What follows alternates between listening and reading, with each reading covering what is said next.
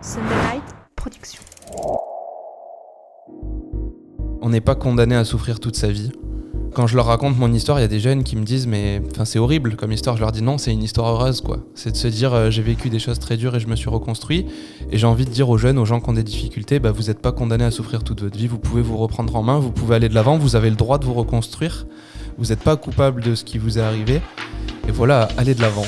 Bienvenue dans Ultra Talk. Je suis Arnaud Manzanini et chaque semaine, je me plonge dans des discussions captivantes avec des esprits audacieux pour vous lancer vous aussi dans des aventures hors du commun. Des sommets de l'ultra trail aux routes infinies de l'ultracyclisme, de l'alpinisme aux horizons lointains de la voile, toutes les facettes du monde ultra sont explorées. C'est parti pour un nouvel épisode. Avant de nous plonger dans cet épisode, permettez-moi de vous partager 3 choses. Tout d'abord, un grand bravo à ceux qui sont devenus finishers sur Race Across France, mais aussi très prochainement sur Race Across Belgium, car je sais que vous êtes dans votre processus de préparation pour Race Across France. Donc un grand bravo à tous ceux qui ont franchi la ligne, mais aussi à ceux qui ont eu l'audace d'être sur la ligne de départ. Ensuite, un immense merci à cette formidable équipe qui m'entoure et sans qui rien ne serait possible. Grâce à cette équipe, des centaines de personnes se sentent aujourd'hui bien plus fortes, et cela pour le reste de leur vie, car devenir finisher ne se résume pas seulement à ce simple mot. Derrière se cachent des valeurs qui vous accompagnent pour la suite de votre vie, et sur lesquelles, parfois, il faudra prendre appui. Et enfin, permettez-moi de vous inciter à prendre le départ et à participer à la prochaine Race Across France by Van Rissel, mais sur la distance 200 km. Vous êtes nombreux à m'envoyer parfois certains messages m'expliquant que cette discipline est beaucoup trop exigeante ou le kilométrage est beaucoup trop important. Eh bien, nous avons créé un 200 km by night, la meilleure façon de découvrir l'ultracyclisme, car cette épreuve se déroulera entièrement de nuit avec un départ à 21h. 200 km by night sur Race Across France by Van Rissel. Rendez-vous sur la ligne de départ et sur le site raceacrossseries.com. Bonjour à toutes et à tous, bienvenue sur le podcast Ultra Talk où aujourd'hui je reçois un invité exceptionnel qui n'est pas un simple athlète, vous allez entendre. Il s'agit de Sylvain Dug. Bonjour Sylvain. Bonjour. Je suis ravi comme je dis à chaque fois, c'est vrai que je suis toujours ravi de rencontrer les personnes qui sont en face de moi, mais là particulièrement, ça fait un petit moment qu'on essaie de caler l'agenda et puis un passage à Paris de mon côté, toi également, et les agendas coïncidaient ce jour-là, et donc on a bloqué un créneau dans le studio au-dessus de la boutique Iron, rue du Plâtre, dans le 4e à Paris. Donc merci de t'être rendu disponible. Merci à toi. Écoute, c'est vrai que c'était l'occasion avec le marathon de Paris, on en parlera sûrement après. Mais ça fait plaisir de pouvoir enregistrer ce podcast. Bon, génial. Il y a plein de choses à voir. Je sais d'avance que ce podcast, parce que je l'ai bien préparé, sera hyper inspirant. Et comme je le fais à chaque fois, Sylvain, est-ce que tu peux te présenter, s'il te plaît, pour les auditrices et auditeurs ? Alors moi, je m'appelle Sylvain Dug, j'ai 23 ans. Et donc j'ai une enfance un petit peu particulière avec notamment des violences familiales, de l'obésité et puis ensuite du harcèlement scolaire, beaucoup de perte de confiance, on va dire de mes 10 à mes 18 ans. Et puis petit à petit, on va dire, j'ai réussi à reprendre confiance grâce au sport, grâce à une main tendue, en ayant partagé une belle amitié qui m'a aidé à me reconstruire. Et puis je me suis reconstruit autour d'une phrase, donc Fat Man deviendra Iron Man, donc l'homme gros deviendra l'homme de fer. C'est ce que j'ai répondu à mes harceleurs. Personne m'a cru, mais du coup, moi je savais que Fat Man allait devenir Iron Man, et en 2022 j'ai terminé un Iron Man, j'en ai terminé un deuxième ensuite.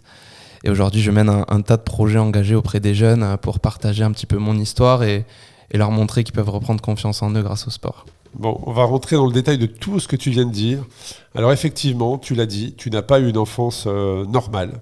Comme tous les autres enfants en plus. Alors, c'est pas d'aujourd'hui, tu milites contre le harcèlement, ça aussi je tiens à le préciser. Au moment où on enregistre cet épisode, on est en pleine actualité, puisque la semaine dernière, malheureusement en France, on a été deux, il n'y en a pas que deux, mais c'est les deux qui sont remontés sur les plateaux de télé, on va dire ça comme ça, dans les radios et dans la presse. De jeunes adolescents ont été victimes de violences, dont malheureusement un décès. Donc, c'est pas C'est pas d'hier, c'est pas de la semaine dernière que tu milites contre le harcèlement. Ça fait des années. Donc voilà, il n'y a pas du tout de planning, de communication, quoi que ce soit. Ça, je tenais à le préciser. D'ailleurs, ni de ma part, puisque cet épisode ne sera pas diffusé dès la semaine prochaine au moment où on enregistre, mais dans ma grille comme cela a été prévu. Mais c'est important que tu nous expliques. Donc tu nous as expliqué qui tu étais aujourd'hui, que tu avais une enfance effectivement pas comme tous les autres enfants. Mais quand on est harcelé, quand on est victime de harcèlement petit, alors tu l'as dit en plus en introduction, ça a eu un impact sur ma confiance, la confiance que j'avais en moi. C'est quoi la réalité ? C'est comment ça se passe ? Qu'est-ce qu'on se dit ? Qu'est-ce qui se passe ? Ce qui est assez compliqué, c'est que déjà, moi, je me réveillais tous les matins avec l'envie de m'en sortir suite à toutes ces violences familiales que j'avais eues. J'avais commencé à perdre confiance et prendre du poids. Donc le matin, je me disais, aujourd'hui, ça va aller mieux, je vais me reprendre confiance, je vais me reconstruire. Et quand j'arrivais à l'école, je me faisais moquer. Là, tu parles de la phase où t'es adolescent déjà, ou jeune adolescent. Moi, ce que j'aimerais savoir, c'est la phase d'avant, quand on a 6 ans, 7 ans, 8 ans. Enfin, est-ce que tu te souviens ? J'allais dire, est-ce que tu te souviens ? Oui, tu t'en souviens forcément, mais c'est quoi, si tu avais un mot, un son ou une image dans ta tête chaque matin ? Je dirais qu'on est dans le tourbillon, quoi. On comprend pas tout déjà à 6-7 ans, tout ce qui nous arrive. Et c'était assez compliqué de tout mener de front, quoi. C'est vraiment le tourbillon, la peur. Donc moi, aux 6-7 ans, j'étais pas encore exactement dans le harcèlement scolaire. C'était vraiment les violences familiales qui marquaient mon quotidien à ce moment-là. Et il y avait la peur, l'angoisse d'aller chez mon père, toutes ces choses-là. Et puis des manipulations. Donc pendant beaucoup d'années, j'ai pas osé dire la vérité. J'étais forcé à écrire des textes, forcé à raconter des fausses versions à des avocats, des juges, des choses comme ça. Et c'est terrible, ça. C'est compliqué parce que on doit retourner en cours le matin comme si de rien n'était, alors que le soir, on a dormi à l'arrière d'un camion sur un matelas pendant que sa belle-mère se faisait prostituer sur les autoroutes. Et moi, je voulais juste avoir une enfance normale, j'osais pas en parler. Et forcément, j'étais aussi sous l'emprise de mon père petit à petit. C'est intéressant ce que tu dis, je voulais juste avoir une enfance normale, je voulais pas en parler. Ça veut dire que moi, ça me fait penser à deux choses. C'est la solitude. Tu devais être dans une solitude. Alors, la violence, enfin, la difficulté mentale également, mais aussi la solitude de pouvoir partager. Parce que j'imagine que tu devais en parler à ce moment-là, peut-être à personne. Comment ça s'est passé ? Alors, au début, forcément, j'osais en parler à personne. Alors, comme je dis souvent, je savais que c'était pas normal, mais je me rendais pas compte de la gravité. Parce que quand on a 6, 7, 8 ans, on se rend pas compte.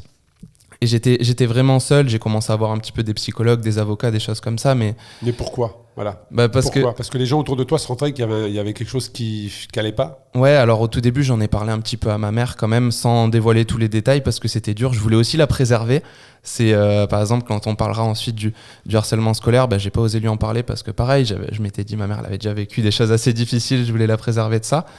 Et donc j'étais seul, je prenais tout sur mes épaules et souvent je me disais là c'est un moment difficile mais c'est pas grave, plus tard tu vas t'en sortir, il faut attendre de grandir, d'avoir les armes et puis un jour ça ira mieux. Et j'acceptais en fait de prendre toute cette charge sur mes épaules très jeune déjà. Alors c'est vrai que les gens l'ont compris, tu avais des parents divorcés, donc tu as été victime de violences intrafamiliales avec un père qui était violent. Je lis ce qui était écrit dans la presse suite à tes différents intervention, témoignage, partage, donc un père violent, manipulateur qui m'obligeait à apprendre des textes par cœur contre ma mère pour récupérer ma garde. Donc tu as réussi à te sortir ce premier cercle à 11 ans après un procès, où tu as été placé chez ta maman. Et tu t'es réfugié dans la nourriture. Donc là, on va venir sur cet aspect-là. Sur cet aspect-là après, mais tu as dit également que tu n'as pas donc eu une enfance normale. À l'école primaire, la police venait te chercher. Tu dois avoir une force morale pour ne pas t'être effondré après tout ça, alors que là on parle d'une période de ta vie qui fait moins de 10 ans. T'es pas encore adolescent à ce moment-là. C'est ça, et donc à l'école primaire c'était très difficile parce que le jour où la police justement est venue me chercher, j'ai voulu dire la vérité. Souvent on dit il faut parler, moi j'ai envie de dire il faut être écouté surtout, parce que ce jour-là j'avais osé parler à ma mère déjà dans un premier temps. Elle s'est dit c'est pas normal, il faut que ça cesse, Sylvain il peut pas retourner chez son père, il va lui faire du mal, il va finir par tuer cet enfant. Et du coup elle a voulu venir me chercher à l'école parce que donc sur le tour de garde de mon père, parce qu'elle avait conscience du danger que représentait mon père pour moi. Et forcément ma mère et mon père étaient devant l'école, moi j'ai pas compris, je suis sorti en rang et puis d'un coup un policier m'a attrapé par le bras, j'ai vu que c'était la cohue devant, on m'a monté dans une salle avec une psychologue, Je suis resté là pendant une demi-heure sans trop comprendre. Et puis ensuite, on m'a fait monter dans une voiture de police. On m'a amené au commissariat. Et en fait, je me suis senti en confiance. Je me suis dit, je suis avec des policiers. Aujourd'hui, je vais dire toute la vérité. C'est terminé. Enfin, personne ne va me laisser repartir en disant ça. Soulagement. Donc, j'ai parlé des violences sur ma belle-mère. Ça faisait déjà 2 ans que c'était passé. J'ai parlé du fait qu'il commençait, moi, à me manipuler pour gagner les procès contre elle. Que voilà, j'étais séquestré dans la maison, que je pouvais rien faire. Et ce policier-là ne m'a pas cru, donc il m'a attrapé. Voilà, j'étais tout petit, il m'a attrapé par les dessous de bras comme ça, il m'a soulevé et il m'a ramené dans la voiture de mon père. Et ce qui était terrible, c'est qu'en plus de ça, cette fois-ci, mon père, il savait que j'avais dit la vérité. C'est ce que j'allais dire. Là, ce jour-là, tu repars avec ton papa. Je repars avec mon papa, j'entends ma grand-mère qui hurle dans le commissariat. Je vous jure que s'il se passe quelque chose, je vous tue tous. Enfin, c'était... Et moi, je comprenais pas qu'on puisse me remettre entre les mains de mon père. Et ce qui était terrible, c'est que quand on est entre les mains d'une personne comme ça qui est violente, chaque seconde, on va dire, de gagner, c'est une seconde en plus de survivre. Et par exemple, le soir, je me souviens qu'on devait aller manger chez des amis. Quand on allait chez des amis avec mon père, j'étais tranquille. Et en sécurité parce qu'il ne pouvait rien faire devant ces gens-là. Il ne pouvait rien faire. Et quand je rentre dans la voiture, je me dis, c'est pas grave. Ce soir, on va manger chez des amis. Je le savais, demain aussi. Donc, entre guillemets, tu vas en prendre plein la gueule que dimanche, quoi. Et quand je rentre dans la voiture, il me dit, Sylvain... T'as déjà vécu des choses assez difficiles aujourd'hui, on va rentrer à la maison, se poser. Alors évidemment, on s'est pas posé, hein. J'ai dû apprendre des textes par cœur, il m'a refait un lavage de cerveau. Et ça a été assez terrible, mais à chaque fois que j'allais chez lui, donc j'acceptais soit un mercredi sur 2, soit un week-end sur 2, d'en prendre entre guillemets plein la gueule pendant quelques instants. Et voilà, on se libère de ce poids-là en allant s'enfermer dans les toilettes 5 minutes, parce qu'on se dit c'est 5 minutes de gagner. Quand on joue avec des amis, on essaye de partir le plus loin possible de la maison, parce que... quand on se fait engueuler parce qu'on est revenu plus tard, mais on a gagné 1 heure et c'est une chance de plus de survivre peut-être pendant 1 heure. Et ça s'arrête. Donc là, je pense que toutes les personnes qui écoutent comprennent la douleur que tu as dû ressentir, la détresse aussi probablement de se dire en fait j'ai tout expliqué quelque part pour rien parce qu'en fait je repars avec la personne qui me fait du mal. Comment ça bascule ça ? C'est-à-dire que j'imagine que ta maman et tes grands-parents se battent pour que la vérité éclate. À quel moment ça bascule et il y a ce procès et là tu vis chez ta maman ? Comment... Alors ça bascule puisque j'ai rencontré 2 avocates. La première avocate, j'ai pas osé lui dire la vérité le jour où je lui ai dit. Elle m'a engueulé en fait de lui avoir menti pendant 1 an, mais j'avais peur que mon père écoute sous la porte, ce qu'il me disait. Et du coup, je sais pas pourquoi, je pense conflit entre mes parents, j'ai changé d'avocate et je lui ai dit, il faut que tu joues le double jeu avec moi, c'est-à-dire moi j'accepte de dire toute la vérité. Par contre, quand on termine la séance, tu vas voir mon père, tu lui dis oui, que sa belle-mère lui a fait des attouchements, des choses comme ça, tu lui dis tout ce qu'il veut entendre. Et elle a accepté de jouer ce double jeu avec moi et du coup, pendant 1 an, en attendant le procès, j'ai pu me confier et mettre des mots sur tout ce qui se passait à la maison. Et le jour du procès, donc en février 2011, mon père est tombé de très haut puisqu'il s'attendait pas à ce que je dise la vérité et voilà, je me suis lâché, j'ai tout dit et on n'a même pas attendu la fin du procès pour me faire repartir avec ma mère. Donc je le savais pas encore, mais en février 2011, c'est le dernier jour où j'ai vu mon père et je suis reparti avec ma mère. Ça a été un vrai soulagement pour moi. Et est-ce que tu te souviens de la période, du temps qu'il t'a fallu pour te sentir serein ? Tu vois ce que je veux dire ? Ouais, après le procès, ça a été très long parce que déjà moi j'avais peur par rapport à toutes les menaces que même ils viennent après le procès embêter ma mère, continuer de nous embêter. Je voyais pas comment ils pouvaient s'arrêter. Alors il a été condamné par la justice à plus m'approcher jusqu'à mes 18 ans, à devoir quitter la région pour aussi par rapport aux violences sur ma belle-mère, sur ma demi-sœur qui avait eu également. Et par chance, c'est que l'été d'après, donc 4 mois après, ma mère elle m'a laissé partir dans une petite maison que j'ai en Espagne chez ma grand-mère. Et là, je me suis senti chez moi, je me suis senti posé, il pouvait rien m'arriver, j'étais dans un cadre bienveillant où des gens m'ont accueilli comme si j'étais de leur famille, en fait, ils connaissaient toute mon histoire. Et petit à petit, ils m'ont aidé à essayer de sortir de toutes ces violences, de tous ces traumatismes par le sport, par l'activité, et commencer à reprendre confiance petit à petit. Ça a pris, je dirais, 4 mois, puis après, quand on retourne à l'école, on commence à se faire moquer et il faut attendre l'été d'après pour de nouveau se sentir bien. Alors là, on est sur la phase d'adolescence. C'est ça. Hein, et là, effectivement, tout ce mal-être, ce manque de confiance, ce manque d'amour, tout ce qu'on peut imaginer après ce que tu viens de nous décrire, toi, tu te réfugies dans... alors, je ne sais pas si on peut dire...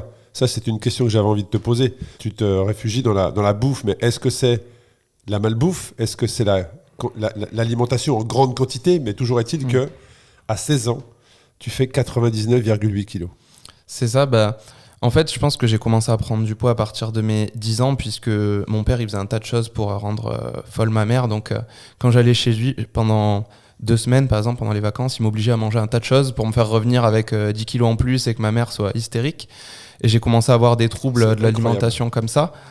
Et à partir de mes 11 ans, quand les procès se sont terminés, tout le monde s'est dit, ça y est, maintenant Sylvain, il va pouvoir grandir comme tout le monde, rentrer au collège, tout ça.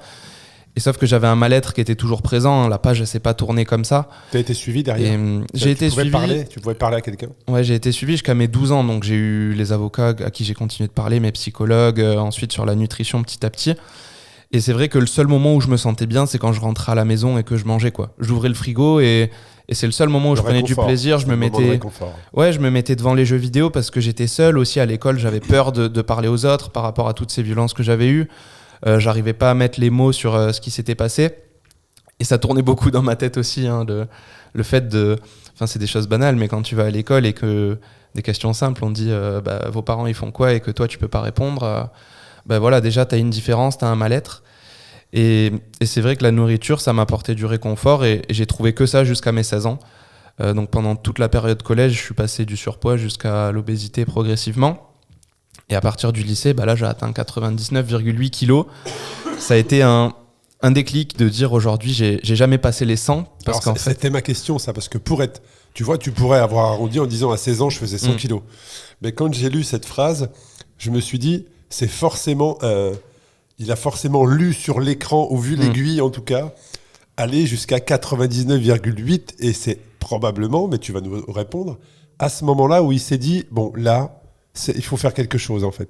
Ouais, en fait, je m'en rendais pas compte, mais pendant toute mon enfance, ma mère aussi avait des problèmes de surpoids et d'obésité, et je l'ai toujours entendu dire, moi j'ai jamais passé les 100 kilos. Elle me disait, j'ai vu les 99,6, 99,8 ou quoi. Et du coup, je pense que le jour où je me suis pesé et que j'ai vu 99,8, je me suis dit, je peux pas passer les 100 kilos, quoi. Là, il y a vraiment un problème, il faut que ça s'arrête maintenant. Et du coup, j'ai commencé comme ça à vouloir me reprendre en main et j'ai eu la chance de trouver aussi une main tendue qui m'a beaucoup aidé au début du lycée. Ouais, ton témoignage est juste impressionnant. Et là, au moment où tu parles, il n'y a pas de sport toujours dans ta vie. Alors, il y a un peu de sport. J'ai toujours aimé j'ai fait un peu de rugby de mes 5 à mes 12 ans. J'ai fait du badminton. J'avais eu la chance de trouver un prof de sport au collège qui m'aidait à reprendre confiance un peu en m'incitant à venir faire du sport le midi. Mais la balance énergétique était vraiment trop déséquilibrée pour qu'en tout cas on le voit.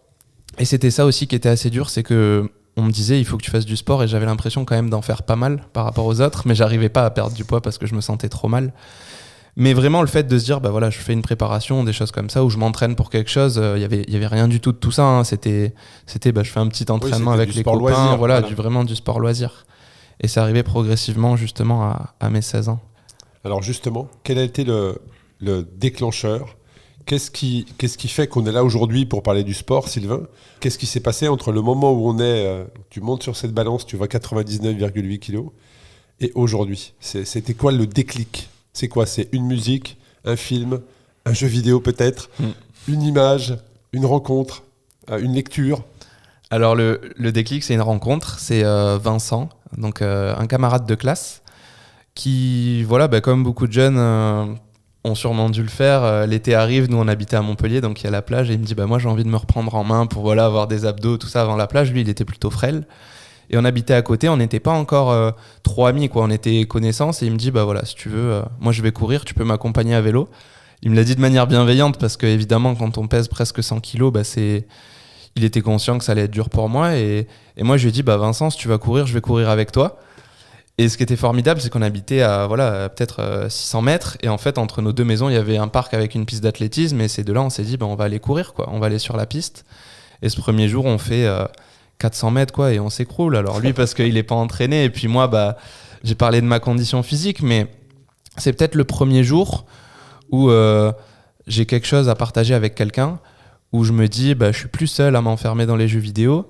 Et peut-être que oui, je suis capable de commencer à faire des choses et avoir aussi des amis quoi, en dehors. Alors c'est vrai que on parle du poids 99,8 kg, mais c'est vrai que t'es quand même grand. Alors tu faisais peut-être pas cette taille à 16 ans, mais C'est ça. t'es pas petit quoi. On voit que là t'es quand même un athlète, t'es quand même relativement grand. Tu dois faire un 85, peut-être un 90. Ouais, 1,88 je fais voilà. aujourd'hui, mais j'ai grandi très tard, donc à mes 18 ans. J'étais le plus petit et en un an, je suis devenu presque le plus grand de la classe. Ça m'a beaucoup aidé ensuite entre mes 17 et 18 ans pour aussi m'affiner. Le premier combat, ça n'a pas été de perdre du poids, ça a été de me stabiliser déjà, de dire... Parce que cette première séance de sport, là, les 400 mètres où tu t'écroules, est-ce que c'était une révélation ou est-ce que c'était le début d'une étape? Tu vois ce que je veux dire? Ouais, ça n'a pas été du tout une révélation. Hein. Je me suis dit, mais qu'est-ce que je fais et tout. Mais j'ai quand même bien aimé et on s'est pris au jeu. On y est allé une deuxième fois, une troisième fois. C'était vraiment chaotique au début. Hein. C'était de se dire, allez, on fait 3 minutes, puis après on fait 5 abdos, 5 pompes. Mais on s'est pris au jeu justement de se dire, bon, on se reprend en main avant l'été. Et puis petit à petit, de manière un peu plus régulière, alors ça devait être peut-être 2 fois par semaine, mais en tout cas, voilà, je voyais quelqu'un 2 fois par semaine aussi. On va dire, j'avais vraiment une amitié 2 fois par semaine. Et puis, je pense que cet effort et la difficulté a commencé à créer un très beau binôme. Et alors là, on parle de la phase, on va dire, entre 11 et 16 ans. Alors, le sport va arriver vers tes 16 ans, mais on pourrait croire que malgré le fait que tout ce que tu as subi enfant, cette fois-ci, le sport va te permettre de te relancer. Mais non, en fait, on n'a pas terminé l'histoire, puisqu'il va y avoir du harcèlement scolaire lié à ton poids, probablement. Tu vas nous l'expliquer. Donc là, c'est pareil, dans cette deuxième vague où tu es chez ta maman, qui probablement te construit un cocon de sécurité. Voilà, en tout cas, pour vraiment te relancer, t'épargner toute agression extérieure. Mais c'est pas chez ta maman où ça va mal se passer, c'est à l'école. Et là, comment tu... Enfin, je sais même pas si ma question est légitime, en fait, Sylvain, mais comment est-ce que tu vis de nouveau ça? C'est très dur parce que déjà pendant le collège, ça avait commencé avec des moqueries et là, ça s'accentue quand même au lycée puisque parfois, il y a des coups. Moi, je me souviens qu'on m'attrapait par la anse du sac à dos pour me faire tomber et que voilà, on m'insultait ou des fois on me mettait des coups de pied, on arrivait, on m'attrapait par le ventre, des choses comme Toujours ça. Toujours lié à ton poids. Et toujours lié à mon poids et aussi, je pense, à mon manque de confiance. En fait, j'étais une proie facile puisque j'osais pas m'ouvrir aux autres. Donc, entre guillemets, il y a des jeunes qui ont besoin de rabaisser et ils s'attaquaient à moi parce que j'étais la proie facile, j'osais pas me défendre non plus, je me rebellais pas. Puis ça se voit probablement aussi, peut-être, le manque de confiance en soi peut probablement aussi se voir, tu sais, dans le body language, c'est-à-dire la manière dont tu te comportes, le regard. Ça se Ces ressent. gens-là identifient effectivement, comme tu l'as dit, tu l'as très bien dit, les proies faciles. Et malheureusement, ils en profitent. Mais je pense qu'à l'époque, justement, je rentrais dans l'école, je baissais les yeux. Hein, j'étais pas fier de moi, je me regardais dans le miroir. En fait, je me sentais coupable d'être obèse alors que c'était lié à toutes ces violences familiales dans un premier temps. Et comme je le disais, c'est terrible parce que moi, je me levais tous les matins en me disant je vais m'en sortir, je vais aller de l'avant. Aujourd'hui, je vais bien manger, je vais essayer de faire un peu de sport, essayer de... Voilà, bien dormir, boire et en fait je m'en sortais pas quoi, je craquais, la marche elle était trop haute et c'était un cercle vicieux où c'était impossible de sortir puisqu'après on me harcelait, je me sentais encore plus mal donc je me réfugiais encore plus dans la nourriture et en fait il y avait que Vincent qui pouvait couper ce cercle vicieux en me tendant la main et en se fixant un premier objectif de dire on va aller faire un 10 km. Moi j'avais en fait j'étais fan de sport depuis que j'étais jeune parce que inconsciemment, quand mon père me tapait, me séquestrait, les seuls moments où j'étais tranquille, c'est quand on regardait le sport. Lui, il adorait se poser devant le sport et du coup, j'ai commencé à aimer le sport comme ça parce que je pense, je me sentais bien quoi. C'était des moments de calme. C'était les moments de calme et j'adorais du coup dire attends, je vais regarder ça, même si, j'ai découvert tous les sports et j'avais cette image mythique du 10 000 mètres au JO et j'avais même pas conscience après qu'il existait un tas de choses et j'ai dit à Vincent, viens, on va faire un 10 km, il y en a un à Montpellier. Et on s'est pris au jeu en augmentant, après 10, 15, 20, 30 minutes. Le jour de l'épreuve, j'avais jamais couru plus de 30 minutes, mais on y allait ensemble. Et j'ai terminé en 1h02, il me semble. Et j'ai adoré ça parce que lui, il a terminé avant en 44 minutes. Donc c'est une belle performance pour quelqu'un qui court depuis 6 mois. Mais il est venu, il m'a encouragé. Et le jour où j'ai passé la ligne, je me suis dit, ok, en fait, je suis capable, je suis pas un bon à rien comme on me répète depuis que je suis petit. Je peux m'en sortir. Et je me rends compte aussi qu'en travaillant, je peux me reprendre en main, aller de l'avant. Alors là, le poids s'inversait toujours pas, mais je commençais à reprendre confiance et à me dire, à relever la tête, à être un peu plus fier de moi et à me dire je peux m'en sortir. Et comment ça se passe avec ta maman à ce niveau-là? Ou tes proches, je dis ta maman, mais l'encadrement familial, les personnes qui t'accompagnent psychologiquement pour que tu parles et que tu te libères de tout ça, mais est-ce que tu leur parles tout de suite que ça recommence en fait, tu te fais de nouveau harceler, de nouveau harceler, mais à l'école cette fois-ci, qu'il y a des mauvais comportements, des paroles qui déplacées. Est-ce que tout de suite, de par ton expérience, et ce qui s'était passé petit, est-ce que tout de suite tu en parles pour tout de suite freiner et pas que ça recommence, ou est-ce que le manque de confiance en toi te fait culpabiliser et donc ne rien dire? Non, je culpabilise totalement. Je me dis que c'est de ma faute si je me fais harceler, parce que le soir je rentre et je mange parce que je me sens mal, et du coup je me dis c'est bien fait pour toi quoi. Tu rentres, tu manges, c'est ta faute si tu te fais harceler. J'ose pas en parler parce que les relations avec ma mère, elles sont quand même très difficiles par rapport à toutes ces violences. On a voulu tourner la page très vite, je pense, à mes 11 ans, de se dire on passe à autre chose, alors qu'on aurait dû peut-être en parler pendant encore un an. Et ça a été aussi une volonté de ma part de dire à 11 ans, une fois que les procès ont été terminés, de dire je veux plus voir de médecin, je veux juste grandir normalement, quoi. Laissez-moi tranquille, ça faisait 3 ans que je voyais 3 personnes par semaine. Et du coup, on osait, je pense qu'il y a eu beaucoup de non-dits, on parlait pas, on discutait pas, et moi je voulais pas la tracasser aussi par rapport à ça. Déjà, je l'ai dit, elle avait des problèmes d'obésité aussi, ça a toujours été dur aussi, elle, de se reconstruire par rapport à des violences qu'elle avait eues précédemment avec mon père.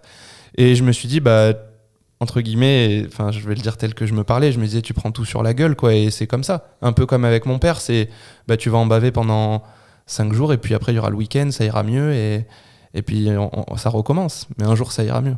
T'es toujours en contact avec ta maman aujourd'hui? Aujourd'hui non. Non. Depuis le mois de janvier, donc ça fait 4 mois que je suis plus en contact avec ma mère parce qu'on a des relations qui ont été très difficiles et ça a été une volonté de ma part. Donc ça va expliquer pas mal de choses dans la suite, le fait que j'ai eu un début d'année compliqué dans mes nouveaux projets, mais je pense que toute cette enfance nous a pas aidé aussi à avoir des relations structurées. Ouais, très structurées. Et donc on l'a bien compris, donc l'enfance très compliquée, qui ont un impact sur de savoir qui tu es, ce que tu veux faire et comment tu veux le faire. Grosse pression psychologique, un impact sur la confiance en soi. Ensuite, l'adolescence où là, c'est le monde extérieur. Avant, ça venait de l'intérieur, ça venait de ta propre famille. Là, ça vient de l'extérieur. Compliqué également. Cet ami Vincent qui, là, pour le coup, je pense que de ce que tu nous dis, ce jeune homme a changé ta vie. C'est ça, souvent je dis, il faut qu'il y ait quelqu'un qui ait du courage, quoi. Le courage, c'est pas ceux qui venaient me rabaisser. Le courage, c'est ce que Vincent a fait en venant se positionner face au groupe et de dire maintenant vous arrêtez. Et en plus de me tendre la main dans l'école, il m'a tendu la main en dehors. Il a été indispensable. Sans Vincent, il n'y a pas de 400 mètres, il n'y a pas de 10 km, il n'y a pas plus tard d'Ironman. Peut-être que s'il n'y a pas Vincent, aujourd'hui je fais 200 kilos, quoi. Peut-être que je suis plus là parce que j'ai perdu confiance et que les 100 fois où j'ai déjà pensé à me suicider, je suis passé à l'action depuis. Donc Vincent, il m'a complètement sauvé la vie, je pense que je peux le dire. Ah oui, tu peux, je pense que très clairement, ça c'est sûr. Et puis c'est vraiment une belle amitié. Aujourd'hui, c'est mon meilleur ami dans la galère. On crée des très belles choses. Donc, Est-ce que Vincent est informé de tout ça? Ouais. Quand je dis de tout ça, de ce qui t'est arrivé avant tes 11 ans et de ce qui t'arrivait au collège, ou est-ce que vraiment tu penses qu'il s'en doutait mais tu n'y en avais jamais parlé, ou tu as toujours été transparent? Je pense il a peut-être été témoin aussi de ce qui se passait. Je pense que déjà sur les violences familiales, il s'en doutait. J'en parlais pas forcément, mais c'est quelqu'un qui avait un petit manque de confiance en lui, qui était en retrait par rapport au groupe, et tous les deux on se faisait parfois un peu moquer, lui aussi il se faisait un peu chahuter.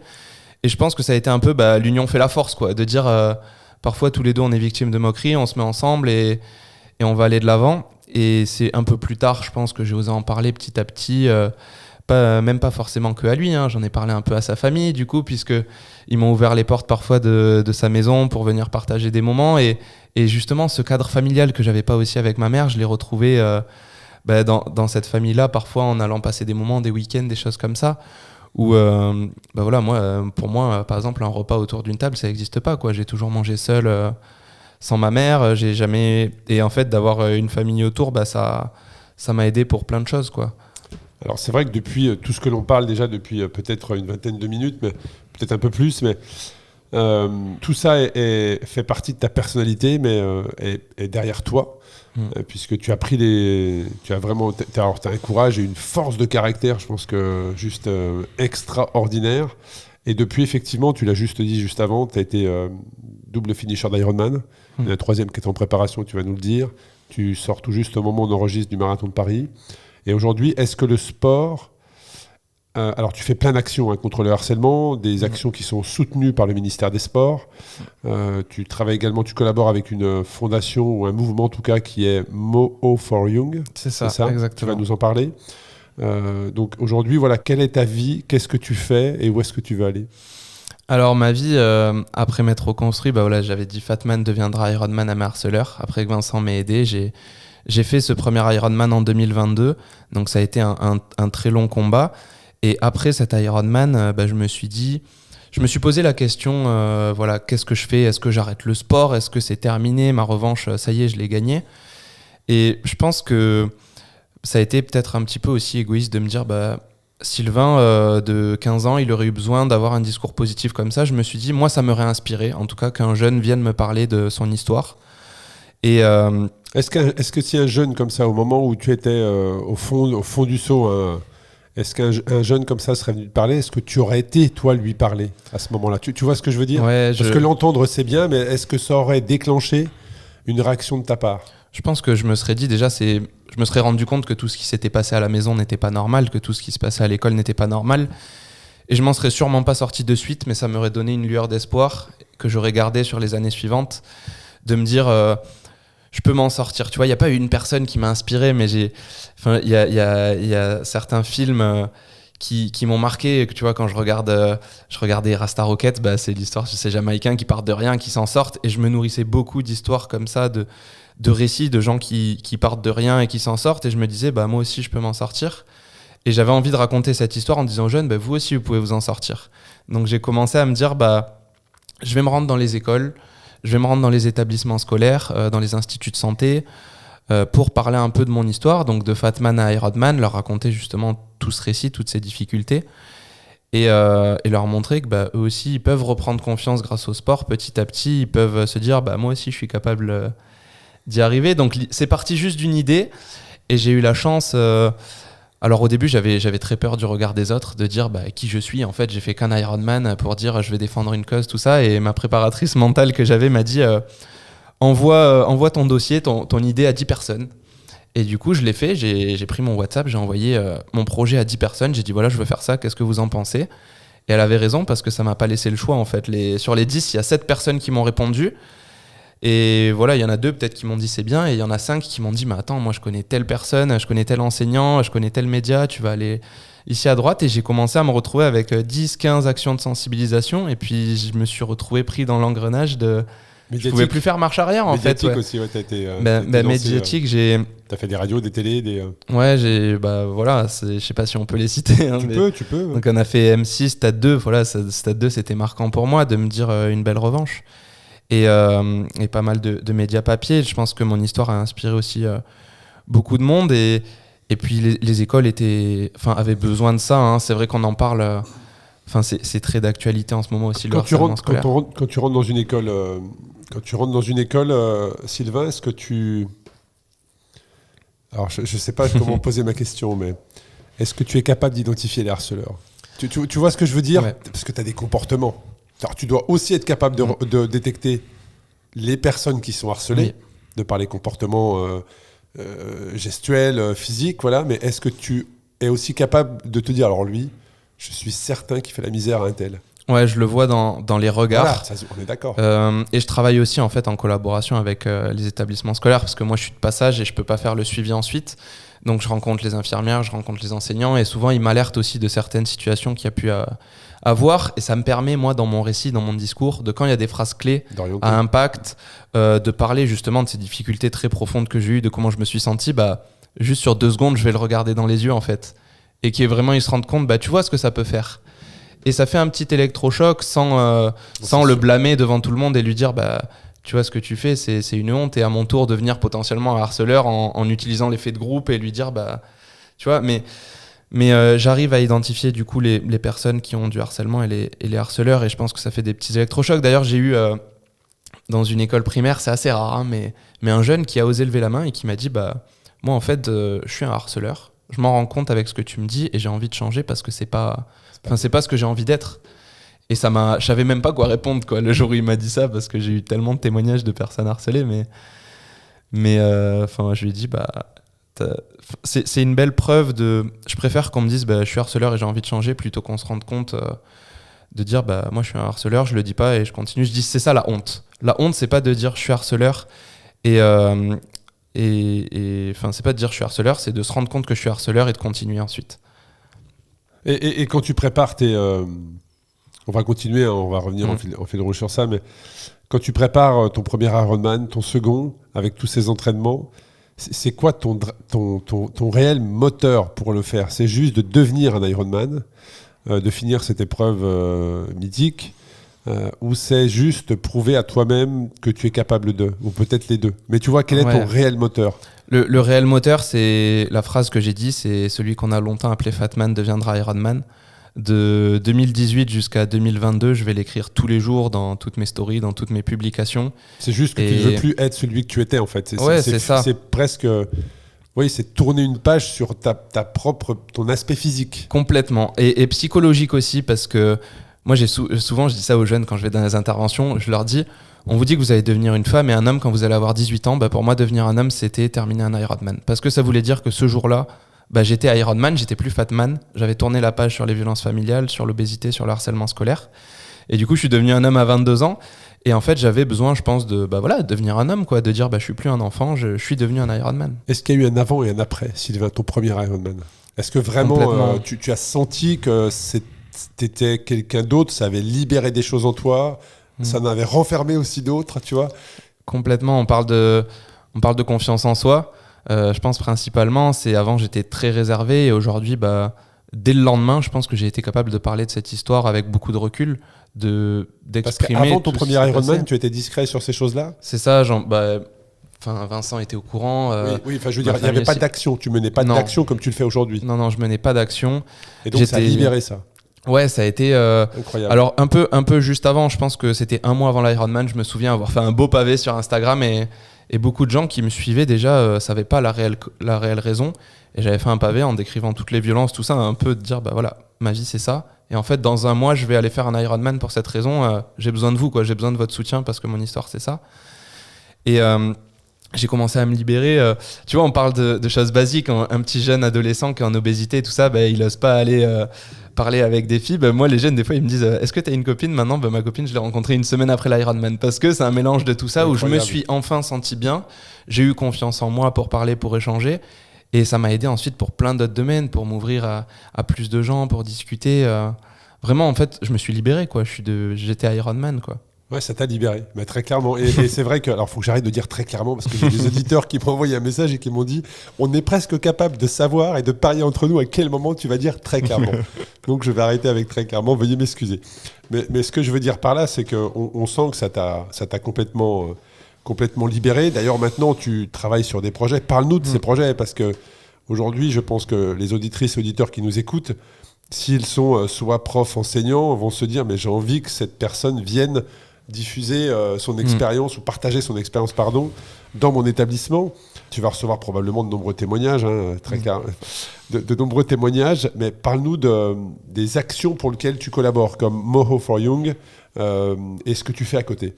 C'est ça, alors l'année dernière, j'ai créé du coup une association que j'ai appelée Agir pour devenir. Je trouvais que c'était un très beau nom par rapport à mon histoire.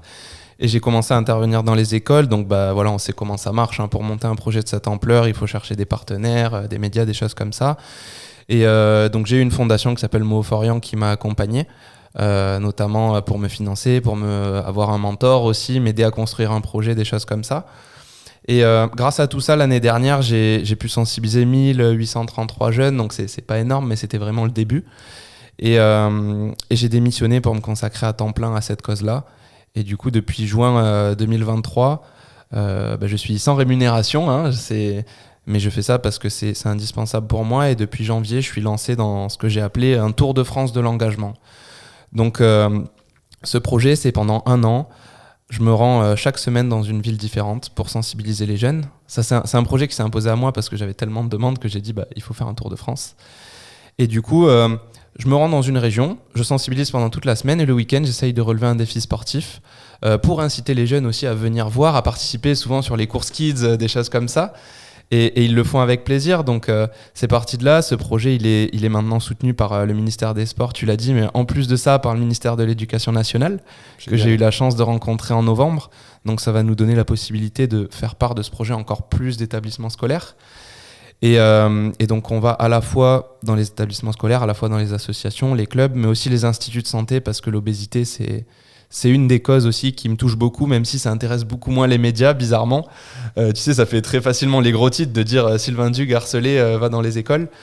Mais moi, voilà, je me rends toujours dans les instituts de santé pour aider les jeunes à se reconstruire autour de mon témoignage. Et je suis en train de passer des formations aussi pour devenir patient expert, ce qu'on appelle, c'est-à-dire que j'ai traversé la maladie et qu'aujourd'hui, je suis capable d'accompagner les équipes pour créer des programmes et aider les jeunes. Et puis, voilà, cette année, il y a eu un premier défi sportif. Donc j'ai fixé 16 défis sportifs tout au long de l'année. Il y a eu donc dans un premier temps la Spartan Race, ensuite on a fait 50 km de ski de fond avec justement Vincent qui m'accompagne sur certains défis, le dernier homme debout, et tu l'as dit en introduction, le marathon de Paris qui a eu lieu hier, c'était tout simplement. Et l'actualité, c'est que toute cette semaine on était à Paris, on a sensibilisé dans les écoles primaires, on a incité les jeunes à faire du sport, on a fait des défis avec eux, et puis voilà, un quatrième défi a été rempli cette semaine. Et par rapport à l'actualité, juste au moment où on parle, donc ça a fait l'actualité la semaine dernière, comment réagissaient les élèves ? Parce que tu as eu cette semaine de sensibilisation, on est en plein dedans. Qu'est-ce que ça avait changé, tu vois ? Qu'est-ce que ça avait changé que les médias en parlent, qu'il y ait eu ce qui s'est passé malheureusement, mais qu'est-ce que toi tu as ressenti vis-à-vis des élèves ? Vis-à-vis des élèves, déjà, en fait, ce qu'ils ont, eux, c'est que c'est pas juste une semaine de médias qui en parlent. Eux, ils le vivent tous les jours, le harcèlement scolaire. Parce que c'est vrai que les médias en parlent, mais ce qui est arrivé, malheureusement, ça arrive presque toutes les semaines. C'est ça. Moi, ça m'a marqué encore plus parce que ça s'est passé à Montpellier. Donc, c'est là où j'étais. On a entendu des jeunes qui... Voilà, il y a eu un jeune qui est mort, une jeune fille qui s'est fait frapper à plusieurs reprises. Ça a été plus marquant pour moi. Je sais pas s'ils sont au courant, eux, de tout ce qui se passe, mais moi, je rentre dans une école et le but, c'est d'aider chaque jeune qu'il y a. Donc, on essaye de les aider à libérer la parole. Je les bride pas sur le harcèlement scolaire, sur les violences familiales, des choses comme ça, parce qu'il peut y avoir de tout. Et ça change pas grand-chose, parce qu'en fait, malheureusement, toutes les semaines, tous les jours, j'ai des jeunes qui parlent, qui sortent du silence. C'est pas par rapport à l'actualité qu'ils parlent. Est-ce qu'ils te contactent toi en direct ? Ou est-ce qu'ils vont... Parce qu'avec les réseaux aujourd'hui, c'est tout à fait possible, mais est-ce qu'ils te contactent toi en direct parce qu'ils se reconnaissent en toi ? Ou est-ce qu'ils prennent contact avec le corps enseignant ou la famille même? Ils le font avec moi déjà en classe, au niveau des primaires surtout, puisque y a une certaine... Il n'y a pas encore cet effet de groupe qu'on retrouve au collège, au lycée. Et moi, j'ai créé un petit atelier avec un partenaire qui est Clairefontaine. Je leur distribue un petit cahier, et je l'ai appelé le cahier des mots, MAUX. Et je leur dis, vous voyez, là, parler, c'est difficile. Par contre, vous pouvez écrire, vous pouvez dessiner. Donc, vous avez un quart d'heure pour écrire, dessiner une situation dont vous n'avez jamais osé parler.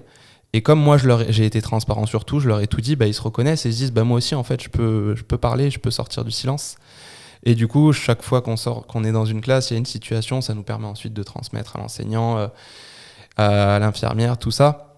Oui, donc ils sont un peu petits, effectivement, pour encore utiliser les réseaux sociaux et te contacter en direct. Par contre, au collège-lycée, c'est exactement ce que tu dis, c'est qu'il n'y en a aucun qui va lever la main, mais ils m'envoient tous un message le soir en me disant, tu vois, moi, j'ai eu ça. Et ça me permet quand même ensuite de transmettre à l'équipe pédagogique. En fait, chaque classe, il y a des interventions qui sont construites différemment et adaptées à l'âge. Et est-ce que tu as conscience que ton expérience, je ne sais pas si on peut dire de l'expérience, mais ce que tu as vécu est aujourd'hui et pour la suite, pour le futur, une source d'inspiration, mais tu vas pouvoir réellement changer la vie des gens. Tu vois ce que je veux dire ? En fait, aujourd'hui, pas des paroles, quoi. C'est pas une formation, c'est pas... C'est du concret, c'est du vécu. Et ils se reconnaissent là-dedans, ils se disent, moi aussi, je peux m'en sortir, moi aussi, je peux aller de l'avant. Et je le fais, je pense, un peu pour ça. C'est-à-dire qu'aujourd'hui, j'ai pas les résultats. Par contre, je pense que dans 10 ans, je vais croiser des jeunes sur des courses. Des jeunes qui vont venir faire du vélo, qui vont être au départ d'une course à pied, au départ, je sais pas, du marathon de Paris, comme je l'ai fait ce week-end. Je vais les croiser et vont me dire, tu te souviens pas de moi, mais moi je me souviens de toi, t'es venu dans ma classe, tu m'as parlé de cette histoire et tu vois, j'ai eu ça, je me suis reconstruit, aujourd'hui je fais du sport. Génial. Et je le fais pour ça quoi. J'ai déjà des jeunes qui m'envoient des messages dans les instituts de santé qui me disent, tu vois, depuis que t'es passé, moi je me suis remis au vélo, j'ai perdu 2 kilos. Et ils me disent, c'est pas grand chose, j'en ai encore 15 à perdre. Mais je leur dis, mais c'est pas grave, c'est trop bien. Ouais, non, c'est certain. C'est certain je le que tu vas ressens, avoir un impact. Tu vas avoir un impact, ouais. Donc j'ai aussi les parents qui m'envoient des messages. Donc déjà, quand tu as les parents qui t'envoient un message le soir, tu te dis l'intervention du jour, elle a marqué. Ça a bougé, effectivement. Donc c'est sûr que ça va avoir un impact. Et je pense qu'au-delà, en fait, moi, je parle de violence familiale, d'obésité, de harcèlement scolaire. Mais c'est plus grand que ça. C'est-à-dire qu'à un moment donné, dans notre vie, on est tous touchés par une perte de confiance, par une difficulté à surmonter. Et on peut la surmonter grâce au sport, comme je l'ai fait au travers de l'Ironman. Alors si c'est pas un Ironman, c'est pas grave, hein. Mais juste de se dire, moi aussi je suis capable, moi aussi je peux aller de l'avant, je peux reprendre confiance. Et c'est ça au final le message principal que j'essaye de véhiculer. Non, mais j'ai aussi une pensée pour ceux qui ont créé l'Ironman il y a maintenant plus de 40 ans, 42 ou 43 ans je crois. Et toi, le fait de faire cette épreuve, qui est le fait de réunir 3 disciplines, ça a été une étape importante pour toi. Ça a été, tu l'avais visualisé bien avant en disant il faut que je le fasse, il faut que je le réussisse et que je le termine pour que derrière, je sens qu'il va se passer des choses. Et c'est ce qui s'est passé, puisque derrière, ça a changé la vie dans tous les sens du terme. Tu avais qu'est-ce que tu faisais avant de quitter ton emploi? Quelle est ta formation? Du coup, moi, j'ai fait un baccalauréat professionnel électrotechnique, un BTS électrotechnique, une licence maintenance industrielle et ensuite un master. Donc, je suis quand même allé jusqu'au master, même si je venais d'un bac pro. Il n'y a pas eu d'échec scolaire avec tout ce que tu as vécu? Il y a eu l'échec scolaire. Une semaine avant l'Ironman, j'ai abandonné mon master, puisque j'ai fait un burn-out. J'ai voulu sortir avec les autres, me dire, enfin, j'avais des amitiés, j'étais le sportif de la promo reconnu et j'ai voulu goûter à ça, hein, tout simplement. Et en fait, il y a eu un trop-plein, j'ai perdu pied dans ma préparation et un mois avant mon premier Ironman, j'ai été diagnostiqué comme étant en burn-out. Je devais retourner à l'école et en alternance une semaine avant l'Ironman et je me suis dit je peux pas. J'ai eu l'impression que j'allais tout gâcher, c'était vraiment ma revanche de vie. Et j'ai dit j'abandonne tout et vraiment je leur ai dit laissez-moi seul avec l'Ironman, quoi. Aujourd'hui, la seule chose qui compte, c'était terminer un Ironman. Donc l'échec scolaire, ça a été peut-être... Il y a une perte de repère totale. Ouais, c'est une perte de repère totale. Ce qui est très dur, c'est que du coup, pendant ces 4 mois où j'étais en burn-out, j'ai commencé à reprendre du poids, j'ai recommencé à douter. Ouais. Quand on prépare un Ironman... Ça allait être ma question. Est-ce que c'était pas toutes les mauvaises pensées des années précédentes, d'avant 10 ans, de la phase 11-16 ans dont on a parlé? Est-ce que c'est pas tous les mauvais souvenirs, les mauvaises émotions qui refaisait surface, ouais, exactement. À l'approche de ce qui, toi, tu t'étais fixé comme l'événement qui allait te libérer? Pour moi, c'était l'événement de toute ma vie. Et en fait, comme je le disais, j'ai commencé à sortir. Quand on prépare un Ironman, on peut pas... il faut être assidu et tu perds pied très vite parce que le premier jour, tu dis je vais sortir, donc tu t'entraînes pas. Le lendemain, tu es fatigué, tu dis je vais faire une sieste et en fait, la sieste elle se termine à 22h. T'as pas à manger, donc tu manges dans un fast-food. Au final, ça fait 3 jours que tu t'es pas entraîné. Le lendemain, tu te remobilises, la séance elle passe pas. Et puis le jeudi d'après, il revient très vite. Et en fait, moi, je me retrouvais vraiment au milieu de la boîte de nuit à me dire, à nouveau, je vais le dire tel que je me parlais. Hein. Ça peut paraître très violent, mais je me disais, mais Sylvain, t'es qu'une merde, quoi. J'étais là, mais qu'est-ce que tu fais là? Ta revanche de vie, elle est dans 4 mois, puis 3 mois, puis 2 mois, puis 1 mois, ça va très vite. Hein. Ça défile, cette perte de confiance. C'est toi qui te... C'est vraiment moi. Je me maltraite tout seul parce que je l'ai dit, j'étais reconnu pour être le sportif de la promo, quoi. Les autres, ils disent, Sylvain, attends, mais il est incroyable ce mec. C'était quelque part, non, j'ai pas le droit en fait. Non, j'ai pas le droit d'être... Ouais, j'avais pas le droit de goûter à ça, quoi. J'avais presque envie de me punir moi-même, de me dire, non, tu fais ça. Et donc... malgré ça, j'ai quand même réussi à me remobiliser une semaine avant. J'ai tout lâché et je me suis dit, t'as que ça, de toute façon, t'as pas le choix. Je me voyais pas avoir écrit Fatman deviendra Ironman pendant 4 ans et la veille de la course ou le soir de la course ne pas pouvoir écrire Fatman est devenu Ironman, quoi. Et alors, elle se passe comment cette course? Parce que ce que tu nous décris là, c'est une pression, tu vois. Oui. Le burn-out à quelques mois de ton premier Ironman. Déjà, ce premier Ironman, est-ce que c'est celui que tu termines ou est-ce qu'il y en a un autre que tu as repréparé derrière avec tout ce qui s'est passé? Quels sont les messages que tu t'es dit sur la ligne de départ, quand tu as le décompte? Ensuite, pendant, parce qu'il y a forcément eu un moment donné où il y a eu le creux de la vague. Et comment s'est passé cet Ironman et le moment où, là, la ligne, elle est au bout de tu vois, l'arrivée est au bout de la ligne droite. Parle-nous de cette expérience. Cette expérience, déjà, ça a été... Je pense que je me suis rendu compte que je pouvais le faire malgré que j'avais été en burn-out pendant 4 mois, 10 jours avant. C'est-à-dire j'étais toujours en arrêt, mais souvent 10 jours avant, c'est la grosse sortie, quoi. La dernière grosse sortie, et j'ai pris mon vélo et je me suis dit, pars en thérapie, pars pendant 10 heures sur ton vélo. Tu pars toute la journée, du lever du soleil jusqu'au coucher. Et voilà, j'ai fait 180 km, c'est ce qui me faisait le plus peur, moi, le vélo. Et je me suis dit, en fait, je suis peut-être capable de le faire. Et vraiment, le moment où je me suis rendu compte que j'allais le faire, c'est la veille. Donc, je suis arrivé avec Vincent pour récupérer le dossard et il m'avait donné un petit bracelet orange avec écrit I will become one. Et je me suis dit, je vais regarder ce bracelet quand ça va devenir dur et je vais me dire, oui, je vais en devenir un. En fait, je suis pas un bon à rien. Et d'ailleurs, en fait, même la veille, je me sentais pas obligé de le terminer. Je savais que j'allais le terminer, mais je me suis dit, t'es déjà devenu un Ironman. Parce que ça, en fait, je le voyais même pas comme 4 ans de préparation. Pour moi, quand j'étais dans les violences familiales, j'avais l'impression d'être en préparation pour l'Ironman presque. Que c'était mon destin, quoi. Et je me suis dit, ça fait 15 ans que tu te prépares pour ça, que en fait, t'attendais d'être au départ de cette épreuve et t'y es, quoi. T'as surmonté toutes les barrières, t'as surmonté les gens qui t'ont critiqué quand t'as commencé, qui t'ont dit au lieu de chercher 200 grammes en moins sur ton vélo, perds 1 kilo. Enfin, des trucs comme ça, quoi. Et je me souviens avoir pris mon téléphone la veille. C'est hyper motivant, ça. Ouais, je me souviens avoir pris mon téléphone la veille, c'était 23h, et d'écrire un pavé et de dire, en fait, j'ai de la haine pour personne, je vous aime tous, et en fait, je suis déjà un Ironman parce que j'ai surmonté toutes ces difficultés. Et je pense que d'un côté, je me suis enlevé cette pression-là, et le lendemain, je suis allé faire une grande balade, quoi. J'ai fait les 1 heure de natation en 1h04. C'était le moment sympa de la journée, je nage assez bien en plus. Derrière, le vélo, je l'ai dit, pour moi, c'était le gros chantier de la journée, mais j'ai regardé ce bracelet orange qui m'a remotivé. Et en fait, aussi, on a toujours dans les moments difficiles un ressort. Moi, je dis très souvent dans les différentes aventures que j'ai pu faire dans le long, d'ailleurs j'ai une question à te poser sur à savoir ce que tu fais fin juin, je pense que les auditrices et auditeurs sans doute, mais on la posera après.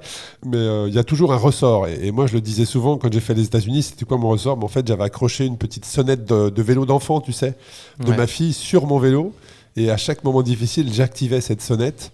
Et le fait d'entendre le son me remobilisait tout de suite. Tu savais pourquoi. Exactement, tu te recentres. Complètement. Et toi, c'était ce bracelet. C'est hyper intéressant pour moi, maintenant que je suis organisateur, de penser à ce sujet-là pour les futurs participants. Mais très clairement, l'importance du bracelet, de se dire non, j'ai envie d'en devenir un, en fait. Ouais, et il y avait aussi, il y avait le bracelet, et en plus de ça, souvent les passages intermédiaires sur la course. Moi, je me souviens vraiment, quand on est sur une course comme ça, on peut pas communiquer, on peut pas savoir ou quoi. Mais j'entendais le petit bip du passage intermédiaire, et à chaque fois que j'entendais le bip, je m'imaginais tous les gens à la maison qui m'avaient soutenu depuis 5 ans, qui recevaient la notification, en fait. Et même si je ralentissais, même si j'étais dans le dur, je me disais, là, ils sont en train de se dire, entre guillemets, putain, Sylvain, il lâche pas, quoi. Il est en train d'y aller, et je me disais, va jusqu'au prochain bip, donne-leur la notification, quoi. Je voulais vraiment ce truc de me dire, ce soulagement à chaque fois que je passais au bip, de me dire tous les gens qui sont à la maison en train de stresser, ils reçoivent la notification, et de se dire, non, Sylvain, il est encore en course. Il va y arriver.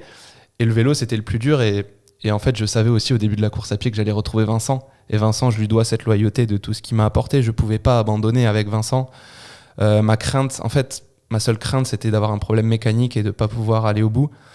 Et quand j'ai posé le vélo au bout de 7 heures, ça a été chaotique parce que jour de canicule au mois de mai, en plus, il avait fait 34 degrés. Maintenant, ça y est, quoi. Je vais profiter. Donc évidemment, j'ai pas profité de suite. J'ai été dans le dur encore pendant 5h30. J'ai mis 5h30 à faire ce marathon. J'ai marché, j'ai eu des crampes d'estomac. Mais à nouveau, décomposer l'objectif. On avait 6 tours à faire et de me dire, un peu comme les bips, segmenter l'objectif. J'ai dit tour après tour. Je vais faire un tour, 2 tours, 3 tours. Puis après, un tour, c'est trop dur. Je vais jusqu'au ravitaillement 1, jusqu'au ravitaillement 2, 3. Et à force de décomposer l'objectif, la balance s'inverse aussi. Et il y a le moment où on se dit, ça y est, je vais le faire, quoi. Et je me souviens démarrer le dernier tour où je me dis, la prochaine fois où je passe devant l'arche, cette fois, ça y est, c'est terminé. Je croise tous mes amis avec qui je m'étais entraîné quand j'étais en licence à Nîmes, qui étaient là. Je les ai tous pris dans les bras, quoi, de me dire, ça y est, dans un tour, c'est fini. Ils avaient tous fait, eux, le Alpha Ironman.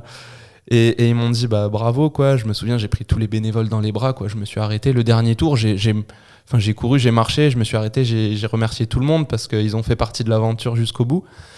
Et puis quand je suis arrivé vers la ligne d'arrivée, j'ai tapé la main de mon entraîneur que j'ai croisé aussi, ça m'a fait plaisir qu'il soit là.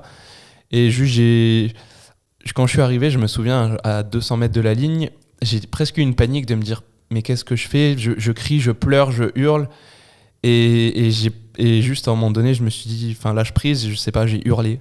J'ai juste hurlé, quoi, de toutes mes forces, j'ai serré les poings.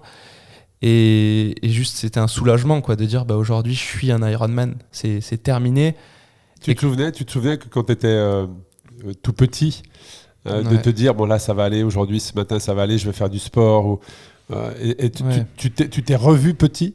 Exactement. Même aujourd'hui, je me sers beaucoup de ça. Je me souviens que, en fait, tout le temps, quand j'étais dans la galère, je me disais, ça ira mieux plus tard, quoi. Il faut que t'es trop petit, t'as pas toutes les clés. Il faut que tu grandisses, que tu prennes du recul sur tout ça, mais un jour, ça va aller mieux. Et c'était ce jour-là que ça allait mieux, quoi. C'était l'Ironman. C'était ce jour-là, c'est une belle phrase, effectivement. Et j'y pense encore plus quand je passe la ligne où je prends Vincent dans mes bras, c'est l'accomplissement, j'ai la médaille, j'ai tout ça. Et je dis à Vincent, quoi, donne-moi mon téléphone, parce que c'est le premier jour où je peux écrire, aujourd'hui, Fatman est devenu Ironman, et ça marque la fin de cette histoire difficile. C'est la fin d'un chapitre. C'est le début d'un autre, bien évidemment, on l'aura compris. Mais là, c'est la fin d'un chapitre. C'est la fin, c'est terminé. Et en fait, je pense qu'à partir de ce jour-là, j'ai encore rencontré des gens qui se sont moqués, qui m'ont dévalorisé pour d'autres choses. Mais c'est un peu... en fait, aujourd'hui, vous pouvez dire ce que vous voulez. Moi, j'ai terminé un Ironman. Je sais qui je suis, en fait. Donc, vous pouvez me critiquer. Ça va pas m'atteindre parce que... entre guillemets, ça va faire peut-être très prétentieux, mais quand on vient de là où je viens et qu'on arrive à faire un Ironman, on se dit, dis ce que tu veux, quoi. Moi, maintenant, c'est terminé, je sais qui je suis. C'est pas ce que les gens se disent qui nous écoutent. Ça, c'est certain. Avant qu'on continue, parce que j'ai encore des questions, tu l'imagines. Oui. Tu fais quoi au mois de juin? Fin juin, tu fais quoi? Au mois de... tu vois, le dernier week-end de juin, par exemple. Le dernier juin, je fais le 24 heures du Mans en roller, ça va être. Et je fais donc début juin, je fais un 24 heures triathlon et un 24 heures de course à pied aussi. Et la plus grande distance que tu aies fait en vélo, c'est quoi? La plus grande distance que j'ai fait en vélo aujourd'hui, c'est 220 km. Donc, tu sais sur quoi je vais t'inviter, oui. Tu l'imagines. Ça fait partie de mon programme de l'année prochaine. J'ai prévu je me suis un peu renseigné. Il me semble qu'on a 10 jours pour faire ton épreuve. Moi, j'aimerais la faire. Ce que j'aimerais faire, c'est la faire en 9 jours. Et m'arrêter en fait à chaque fois 30 minutes dans des écoles sur le parcours pour faire 30 minutes de sport avec les jeunes. Ce que je te propose, c'est qu'on en parle bien évidemment après, mais très clairement, on va t'accompagner sur ça. Très clairement. Alors, je dis très clairement, il faut que j'arrête, c'est vraiment éthique de langage, vous m'excuserez. Mais... Alors, on va t'accompagner sur ça. Donc 2025, on en parle après, on en parle plus tard, mais oui, j'ai déjà les dates de Race Cross France, puisqu'on parle de Race Cross France, l'épreuve qui traverse la France non-stop de long de 2500 km. Et on en parlera avec grand plaisir. On peut mettre en place un plan d'action. C'est une année 2025 avec tout ce que l'on est en train de travailler, même si 2024 n'a pas encore eu lieu, on sait qu'elle sera extraordinaire. Mais si 2500 km, pour ceux qui nous écoutent, vous paraît, vous l'imaginez, beaucoup trop long, vous avez le 1000 km, vous avez le 500, le 300, et même cette année, on a lancé un 200. Donc le 200, vous pouvez vous y lancer dès cette année, du 28 au 29 juin, à Mandelieu-la-Napoule, départ devant le centre des Congrès Expo, pardon. Et 200 km, mais la particularité, c'est que c'est uniquement de nuit, full nuit, départ à 10h le soir, et vous avez 12 heures pour terminer.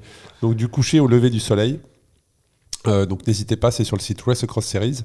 Mais en tout cas, Sylvain, avec grand plaisir pour l'édition 2025. J'ai d'autres, on revient vraiment sur le sujet, sur ce qui nous concerne. Ouais. Donc on a bien vu que l'Ironman, le premier, ça a été un changement de vie.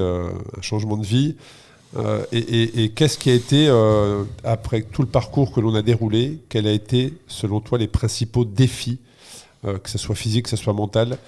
Pour toi, le plus difficile, ça a été quoi? Ça a été mentalement de te sortir de toute cette, quelque part, enfin, je ne sais pas si on peut dire emprise mentale, ou les messages négatifs qu'on t'avait inculqués, ou le surpoids. Ça a été quoi le plus gros défi que tu as rencontré? Pour moi, le plus gros défi, ça a été de reprendre confiance en moi. Parce que, en fait, même s'il y avait ces violences familiales, le harcèlement scolaire, toutes ces choses-là, je pense que le plus dur, c'était ces soirs où je me retrouvais seul et que je me disais t'es nul, t'es pas capable, des choses comme ça. Et aussi mon obésité, aujourd'hui, c'est encore un défi. Et je pense qu'il faut pas avoir peur de le dire.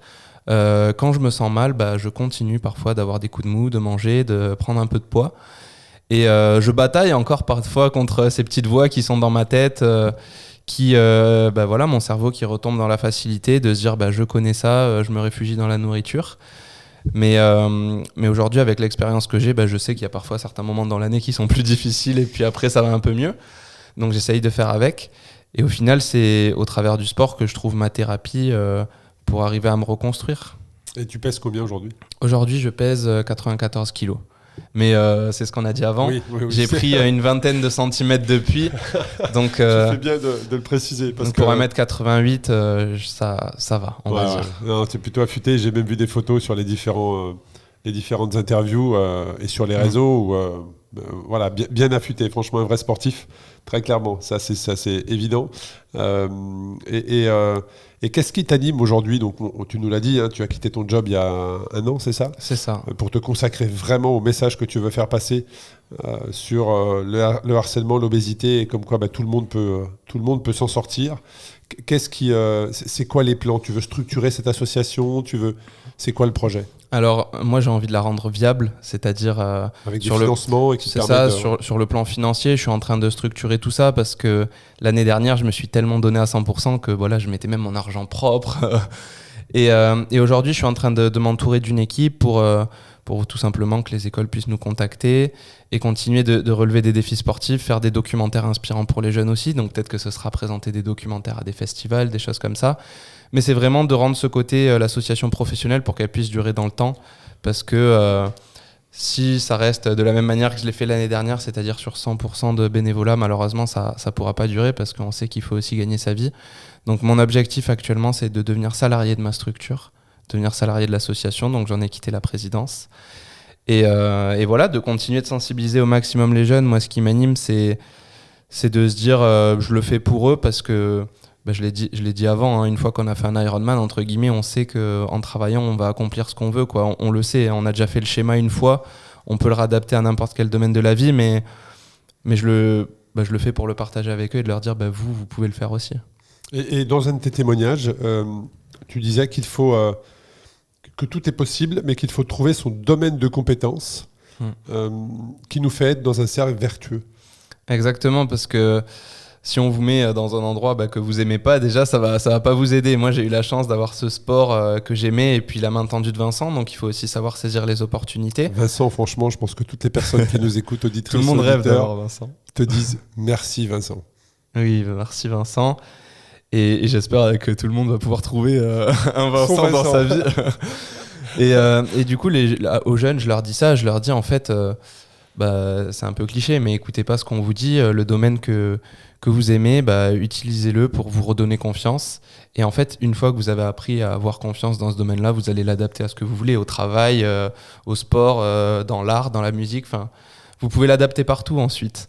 Il faut juste apprendre à reprendre confiance au travers de ce qu'on aime. Et les profs, alors on parlait des personnes qui pouvaient nous écouter, les témoignages qu'ils allaient t'envoyer, mais et je sais qu'il y en a, des personnes du corps enseignant, où est-ce qu'ils te contactent ? Si jamais ils veulent que tu viennes intervenir, alors moi je sais déjà très clairement ce que je vais faire cet après-midi, je vais tout de suite envoyer un mail aux instits de mes enfants en leur disant il faut absolument que ce jeune-là vienne à Lyon. J'ai fait une rencontre extraordinaire aujourd'hui. Et donc si le corps enseignant nous écoute, comment il fait pour te contacter ? Alors souvent, l'association que tu leads. On me contacte au travers de mes réseaux sociaux, donc sur Instagram, mon arrobase c'est SylvainDHU, donc les 3 premières lettres de mon nom. Et puis on commence à construire ensemble des choses. Souvent, ça dépend aussi des programmes qu'ils ont. Il y en a qui me disent nous, on veut axer ça plus sur le sport. Et d'autres qui me disent nous, on veut vraiment quelque chose sur le harcèlement. Et du coup, voilà, je leur transmets un dossier. Ça passe par la direction de l'école. Et puis, on se met à construire ça tous ensemble petit à petit. Et ce qui est bien, c'est que moi, comme je fais un tour de France, en fait, je viens partout.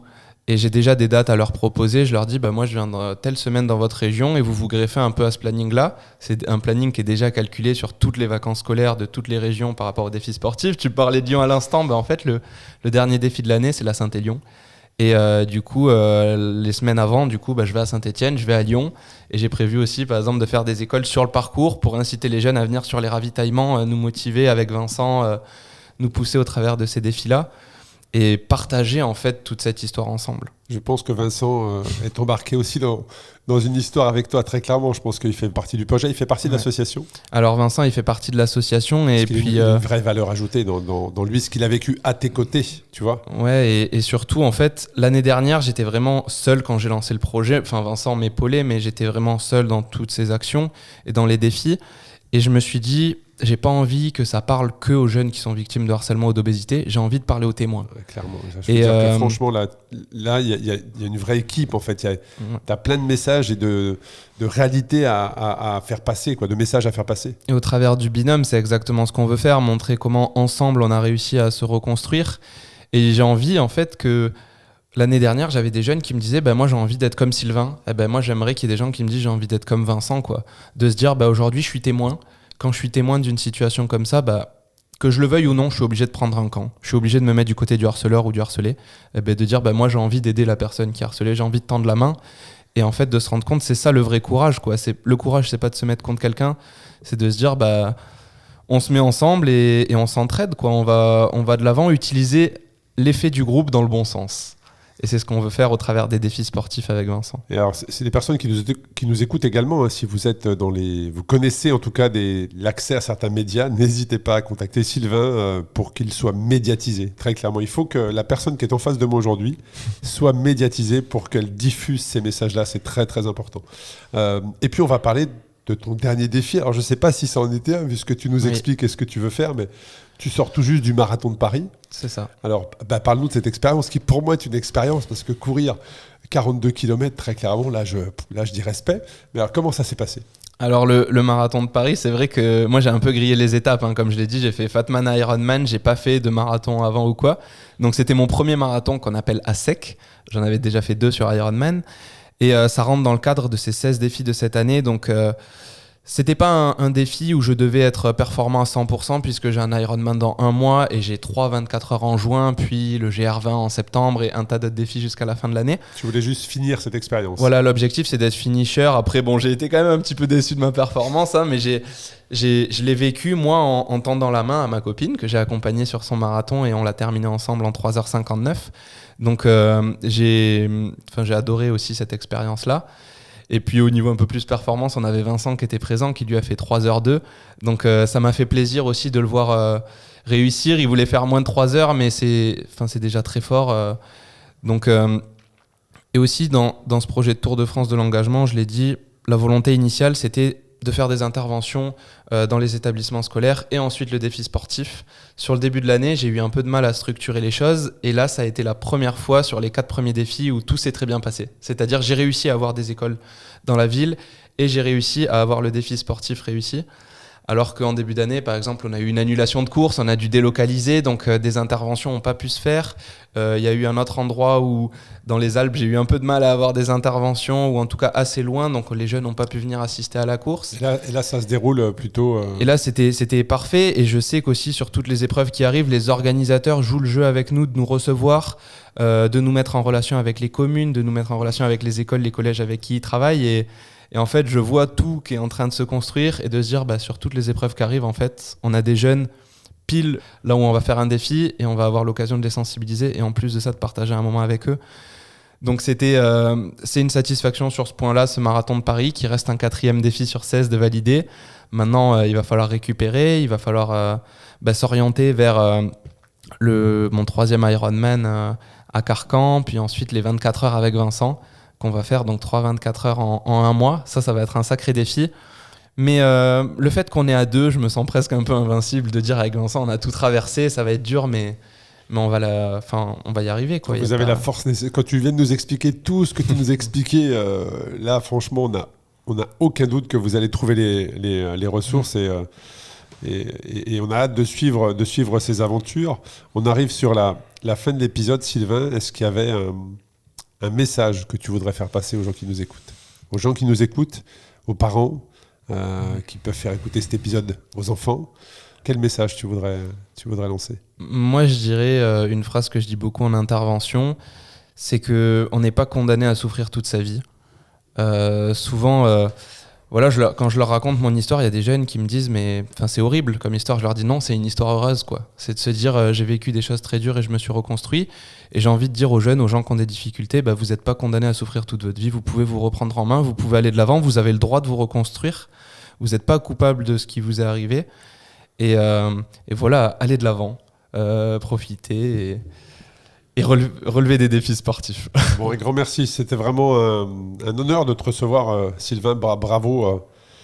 Bravo pour tout, pour la transparence avec laquelle tu as partagé ça. J'avais lu dans un des articles que c'était l'histoire d'un battant. Je confirme. Franchement, j'ai eu beaucoup de plaisir à partager avec toi. J'espère que mes questions ne t'ont pas parfois un peu choqué ou Non, pas du tout. c'est un petit peu des moments un peu délicats aussi pour moi, mais en tout cas, voilà, respect. J'ai juste ce mot-là à dire, respect. Bravo pour. Je ne sais même pas si on peut dire bravo. C'est surtout quel courage, quelle résilience, quelle motivation, quelle abnégation pour relever la tête, ne serait-ce que relever la tête et regarder, tu sais, ce regard droit et ne pas regarder tes pieds, qu'on a probablement tous un peu connus, mais pas du tout à la même hauteur que toi. Donc juste bravo. Et puis on avait mis des années avant de se rencontrer, mais je pense qu'on va se recroiser. Et puis j'ai hâte de te voir au départ de Race Cross France 2025. J'ai on va hâte discuter aussi. de tout ça. Mais en tout cas, l'invitation est lancée. Et puis moi je te remercie puisque je te parlais de récits positifs et du coup quand j'ai commencé à faire du sport, Ultra Talk, ça a fait partie des récits dont je me suis inspiré, donc au travers de tous tes invités. Aujourd'hui encore, par exemple, j'ai pour projet de faire de la voile, des choses comme ça, donc je me suis nourri de pas mal des derniers récits que tu as fait et je pense que voilà, la boucle est bouclée, de se dire ça m'a aidé au début et aujourd'hui on vient raconter cette histoire et peut-être que des auditeurs partageront la leur plus tard. Donc Génial. merci pour ça. Merci à toi. C'est vrai que ça fait bientôt 6 ans que le podcast est sur les ondes, on va dire.